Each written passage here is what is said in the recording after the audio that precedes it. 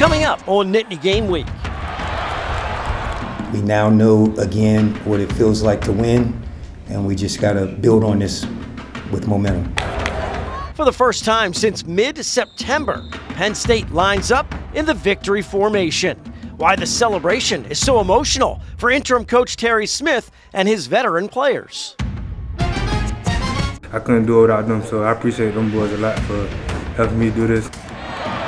Huge shout out to the offensive line from Catron Allen after his career day against the Spartans, how close he is to becoming the Nittany Lions' all-time leading rusher.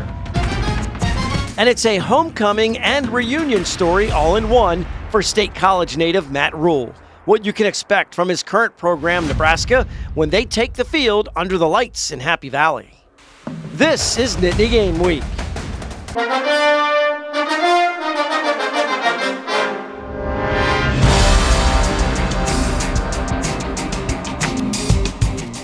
And I'm just so blessed.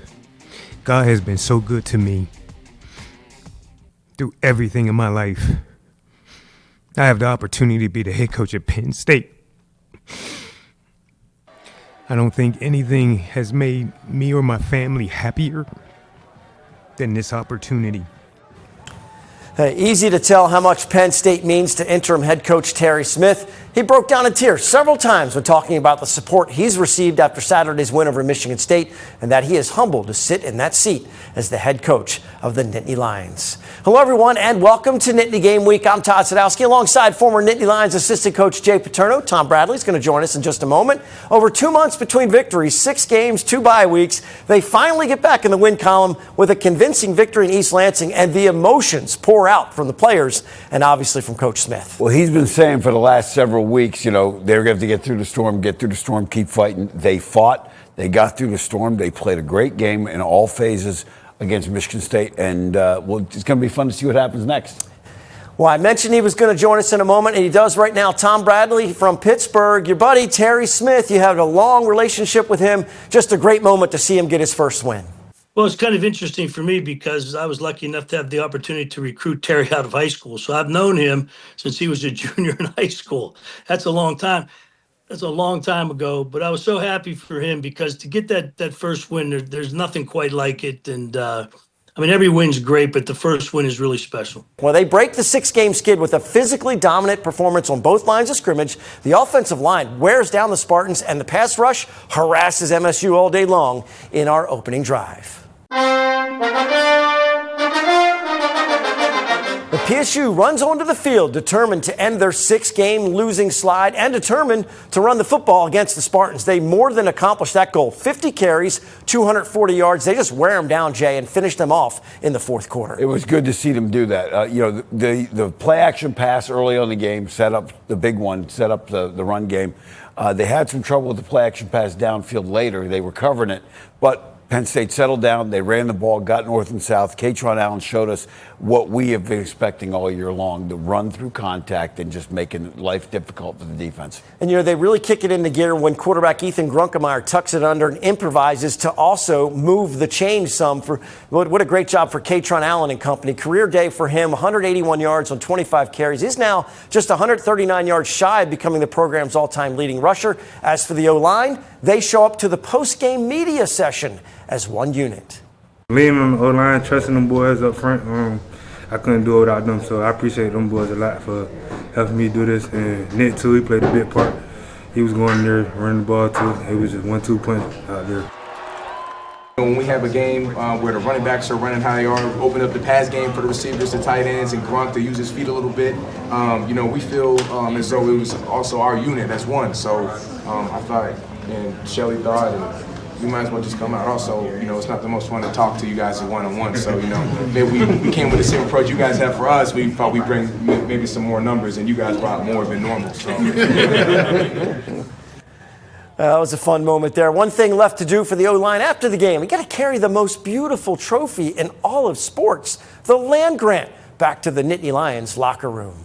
Well, that trophy's even better looking when you get to take it home with you. Tom, on defense, they put consistent pressure on the quarterback and the Spartans, and it really disrupted the rhythm of the pass game. You know, talk about how much that means. Well, that's a great feeling on defense when you're able to do it. And one of the things they were able to do was there was some four-man pressure, which is really good.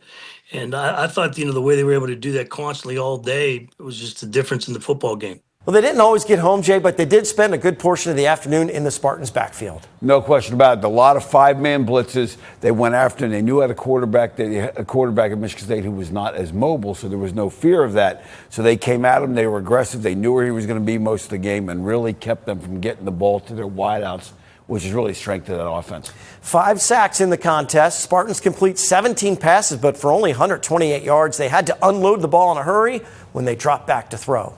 Well, most importantly in this game, the Nittany Lions were the ones that made the winning plays when they needed them, whether it was offense, defense, or once again on special teams. That includes another blocked punt, but by denied Dennis Sutton. He busts through again. Putting him on the punt return team has certainly paid dividends, Tom. It makes sense when you consider how relentless he is pursuing a quarterback, but it was refreshing to see this team make the plays they needed to salt this one away. Well, one of the things you brought up was a block punt. If you go back and look at statistically, there's not many games you win when one of your punts gets blocked, okay? And they were able to block one of their punts, which was a big play. They also get a gorgeous deep pass from Ethan Grunkemeyer to Devontae Ross for the go-ahead score in the second quarter. And when the defense has to have a stop late in the game, they actually create a turnover and secure a much-needed victory. Felt good to kind of finally break through on something like that. We saw something we liked on film. We knew we had it in the call sheet, so just coming back to it, we got the look we wanted and just executed it well. Devontae ran a great route and just put it out there for him. We're going to learn from our mistakes. We're going to continue to improve and get better. We have Nebraska coming in. These games are pivotal. We're playing for our life to make a bowl game, and we took a huge step today getting back in the win column. Sure was nice to see some smiles on their faces. The losing streak is history. They'll try to start a winning streak under the lights against Nebraska. Then they have a 3:30 p.m. kickoff on Saturday of Thanksgiving weekend at Rutgers. Speaking of Nebraska, State College native Matt Rule brings the Cornhuskers back to his home. We show you what to watch for from Big Red. More Nittany Game Week is on the way. The opening drive is sponsored by R&R Express. Every shipment moved contributes to autism research and inclusion through the Excel Foundation. Learn more at wearerr.com. Nittany Game Week is brought to you by West Shore Home, official partner of Penn State football.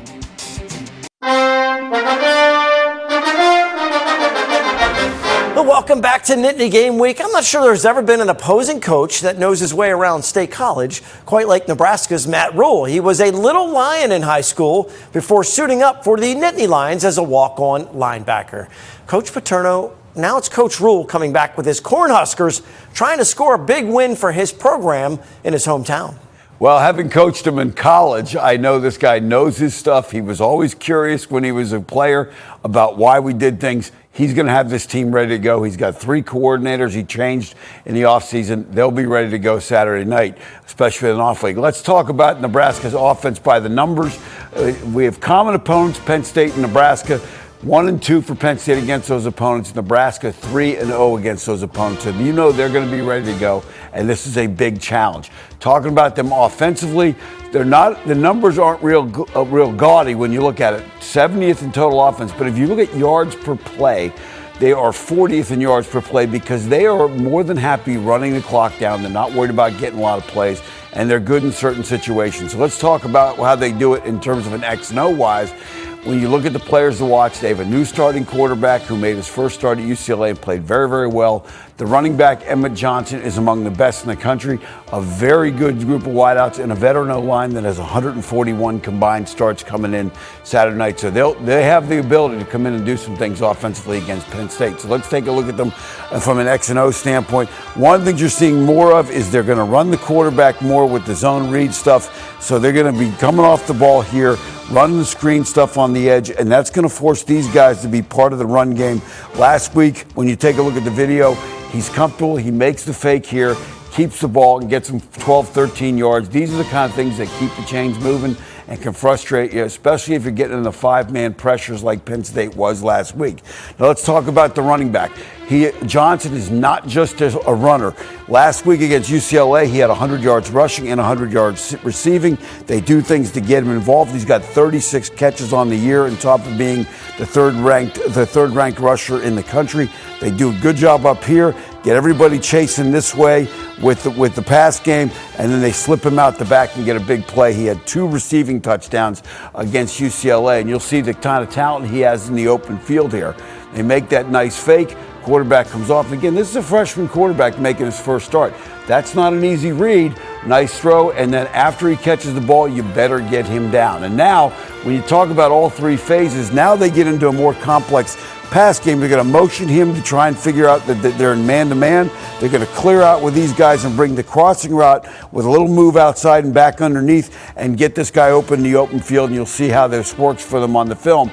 They get a little bit of an overcommitment to the outside, comes underneath the guy clearing out, and now there's a lot of room for him, and that's a nice, easy 2 or 3 yard throw down the field and a gain of 20. So look for them to do those kind of things against the Penn State defense that definitely wants to get some pressure on. Now, speaking of defense, let's talk about Nebraska. They, of the 3 teams down the stretch for Penn State last week and the next 2, this is the best defense by far. They have had some problems in the run game, and we'll talk about that.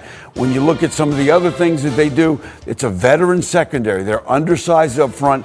And then third phase, special teams, they're among the national leaders in punt return and kick return. You do not want their kick return to get his hands on the ball. And if you punt it, you better cover the heck out of it because they make some big plays. Now, let's talk about just focus back on the defense for a minute. They play 3 defensive backs, and then they play a position called jack, which is an undersized kind of defensive end. It gives them a lot of ability to move things and create things, get him involved in the run game, get these guys back here, get these corners up here, and really pressure you up front and try and keep you from making big plays. And you'll see how they do that here on the video. This safety's going to come downhill. They're playing inside in the middle, and they chase on the backside and make some plays. Now, in terms of complexity, here again on the next play, you're going to see these guys start in what looks like a 3-deep coverage, and now all of a sudden on the snap of the ball, they're going to bail out of here, hold these guys up here, and it's going to make it very difficult on a guy like Grunkelmeyer to make these reads during the course of the game. And with an off week, they'll have the ability to do some things differently, add a few wrinkles that they have not seen, and that's something that you got to watch for. How they do that chess match with that in the secondary. And again, they make a lot of plays breaking up passes, and they are physical. Now, last thing, why have they had some trouble in the run game? Again, here is that jack guy, the outside linebacker who's playing on the defensive end. This guy is the safety who's 190 pounds. So you can see there's a little bit undersized situation here. These guys are going to block down, get vertical north and south, and try and be physical up front. I think you'll see some of that Saturday night from Penn State, just like Michigan State, going to try and play physical. It'll be interesting to see how Nebraska adjusts to that, and if they're able to take the run game away from Penn State, that'll be a key thing. But it's going to be an all 3 phases of the game type of contest on Saturday night. And Todd, I know you love watching night games in Beaver Stadium. Yeah, especially in late November. It should be a fun matchup. An important late season game for both teams and head coaches who have a long history of friendship and working together. Obviously excited to go play a excellent Penn State team. Despite being 4-6, have outscored their opponents by 93 points this year. So they're doing a great job right now under Coach Smith. Terry was on my first staff. I hired him out of Gateway High School. Was on my first staff at Temple. Have a lot of respect for him. Homecoming and a reunion game all wrapped into one. A lot of good storylines around this one. The end result matters a lot to both teams. Well, former Nittany Lions coach James Franklin finds a new home in the ACC at Virginia Tech. Why is this important to Penn State? Because it means they're off the hook for tens of millions of dollars. They end up with a $9 million buyout, and that's that. His compensation now comes as the head coach of the Hokies. Up next, our Impact interview with a former Penn State national champion and one of the top game analysts in college football. Todd Blackledge is on the call for PSU Nebraska. He joins us next to discuss a tumultuous season for the Blue and White. Then the game week returns after this. Impact Interview is sponsored by the Pocono Mountains, where small-town charm meets big adventures. Book your trip today by visiting PoconoMountains.com. Well, we are back on Nittany Game Week. It's time for our Impact Interview, and our guest this week has impacted the college football world for over 40 years now, first as a national championship quarterback for Penn State, and now as one of the leading analysts in the game for NBC Sports. Todd Blackledge, always appreciate your time. Thanks for joining us. Yeah, my pleasure. Good to be with you guys. All right, so look, it's been a little while since you were on the field leading Penn State to a victory over number 2 Nebraska in Beaver Stadium so long ago. But here come the Cornhuskers again with a State College native in Matt Rule, and it's just one of the many things that's kind of been different or strange about Penn State's season so far. Been dramatic, certainly, and traumatic to some. But, talk about the last few weeks and how they've been playing and the job. How would you assess how Terry Smith has done as the interim head coach, which, as you know, is never an easy job? No, it never is. And, nobody could foresee what's happened there during the course of this season. Nobody kind of saw that unfolding. We were there for the Oregon game, and even though for the most part Oregon outplayed Penn State for the majority of that game, Penn State was still very much in a position to win and came up a little bit short. But what happened after that over the next several weeks, and nobody expected that. Nobody predicted that. And so, for Terry to step in, I think he's done a phenomenal job, just kind of keeping things going and keeping things together. And, when you put the tape on here the last few weeks, it looks different. I mean, it looks different. The guys are playing hard. They're flying around.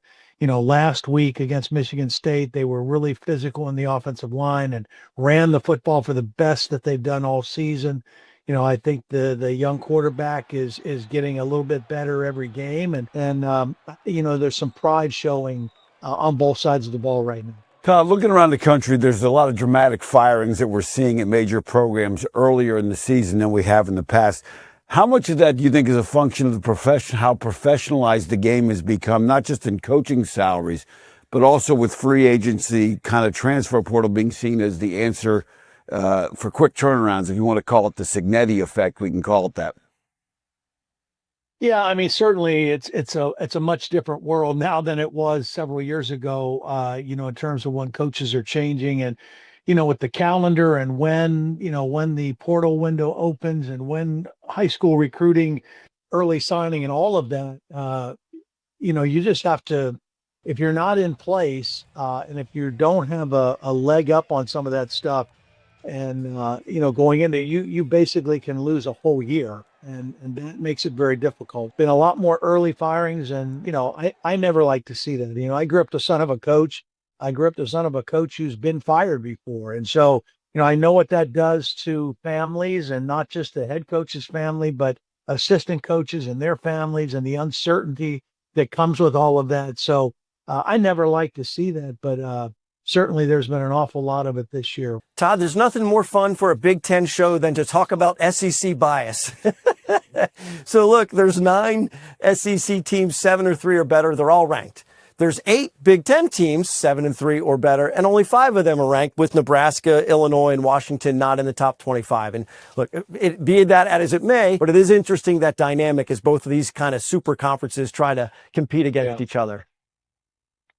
Yeah, well, I hadn't even really looked that close to see what the numbers of who was ranked, who wasn't. I will say this, there are a lot of years when I was doing primarily SEC games when it was no doubt and no question that the SEC was a cut above any other league in college football. There were 2 things. Number one, defensive linemen, and a lot of that was just the footprint where a lot of these high school kids or JUCO kids were coming out of into SEC programs, defensive tackles that you just didn't see anywhere else except in the SEC, and everybody had them in that league. And then the other thing was there's no easy place to go play in the SEC. And so to me, that made that league stand apart. I just think the Big Ten has caught up to the SEC. Always enjoy catching up with Penn State legend Todd Blackledge. You can see all of our Impact interviews on our website, NittanyGameWeek.com, along with other web-exclusive content. Still to come, Tom hands out our scrap medal to multiple recipients working together to get the job done against the Spartans. We're heading into the final minutes on Nittany Game Week. Scrap Metal is sponsored by Burke and Bradley Orthopedics. Located in Pittsburgh, Burke and Bradley Orthopedics is a comprehensive sports medicine practice, providing patients with the most current and innovative approaches in diagnosis and treatment. Time for our scrap medal. Tom, you're going with multiple recipients that work together as one. Yes, very impressive day for the offensive line. On the field, they pushed Michigan State all over the place.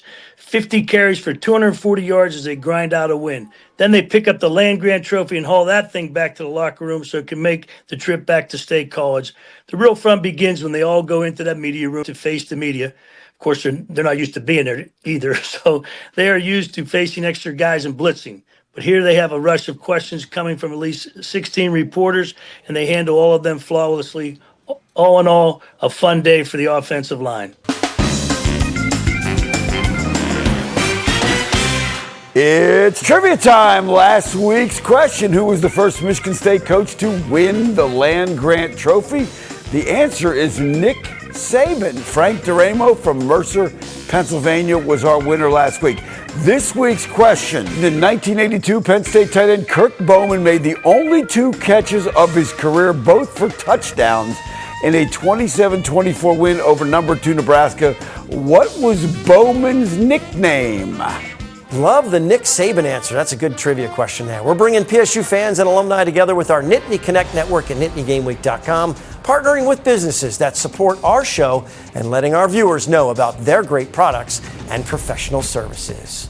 Make sure you check out NittanyGameWeek.com for all of our web exclusive content, airtimes for all of our networks of stations, previous episodes, and interviews. It can all be found at one convenient location, NittanyGameWeek.com.